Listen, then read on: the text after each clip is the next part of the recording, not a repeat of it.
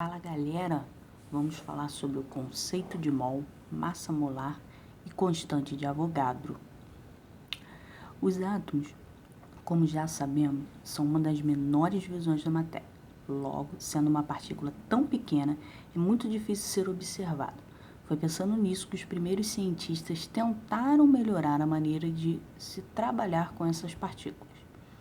Inicialmente, para medir essa partícula, era utilizada uma unidade denominada unidade de massa atômica.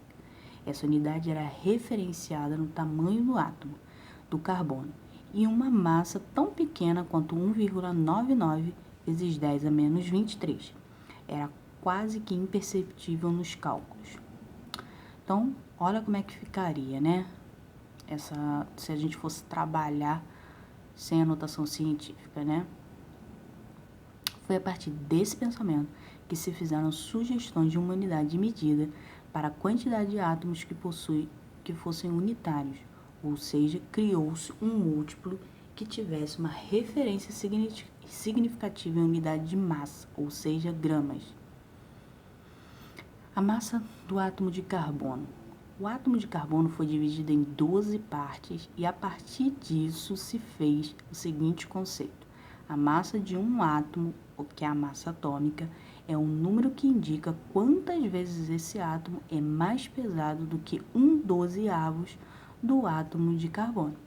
O número 12 vem da quantidade de prótons existentes no núcleo do átomo de carbono, mais abundante. Então, criou-se uma unidade de medida chamada de UMA, ou seja, unidade de massa atômica.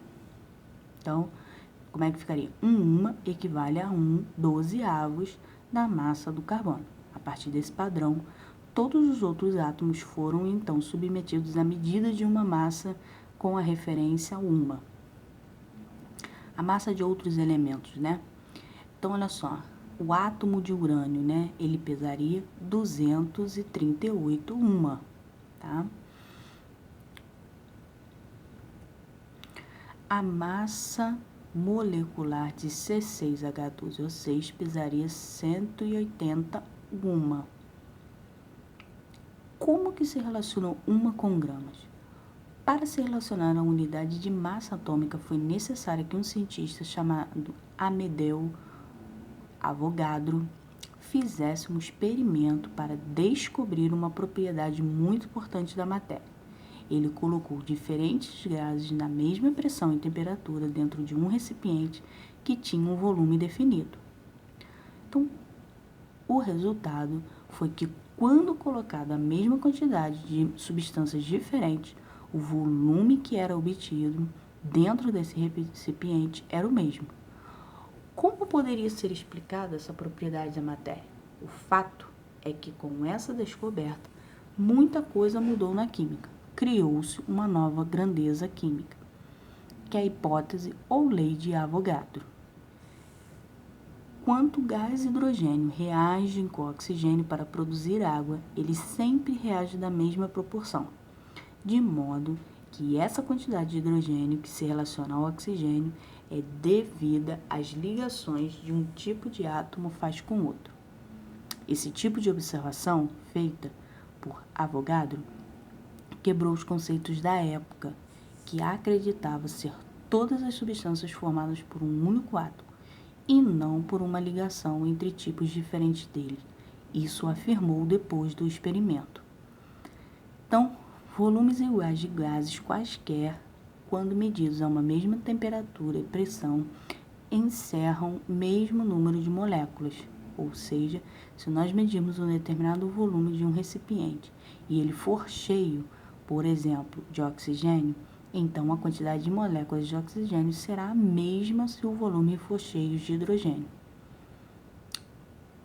E aí a gente tem, né, as leis de Lavoisier, que diz que a massa total de um sistema fechado não varia, qualquer que seja a reação química que venha a ocorrer, e a lei de Proust, que diz que uma determinada substância, qualquer que seja sua origem, sempre terá formada pelo menos elementos químicos combinados na mesma proporção em massa. Então, o conceito de mol é que a quantidade de matéria de um sistema que contém a mesma quantidade de átomos ou moléculas que existem em 0,012 kg de carbono. Então, 12 gramas de carbono continham 6,02 vezes 10 a 23 átomos de carbono. Então, uma é equivalente a 1 grama. Descobrindo a massa dessa quantidade de oxigênio para o recipiente Lavoisier, encontramos o valor da massa molar do oxigênio. 1 mol de qualquer substância, seja ela molecular ou atômica, tem sempre 6,02 vezes 10 a 23 átomos ou moléculas, e 1 mol é igual a 6,02 vezes 10 a 23 átomos ou moléculas. Então, aqui um exercíciozinho só para vocês poderem visualizar. Um cientista dispõe de 19,2 gramas de átomos de oxigênio. Tá vendo que o oxigênio é igual a 16. Qual o número de mols que este cientista pode contar? 16 gramas de oxigênio terão 6,02 vezes 10 a 23. 19,2 gramas de oxigênio terá X. Então, fazendo a continha, dá 0,6 mol de oxigênio.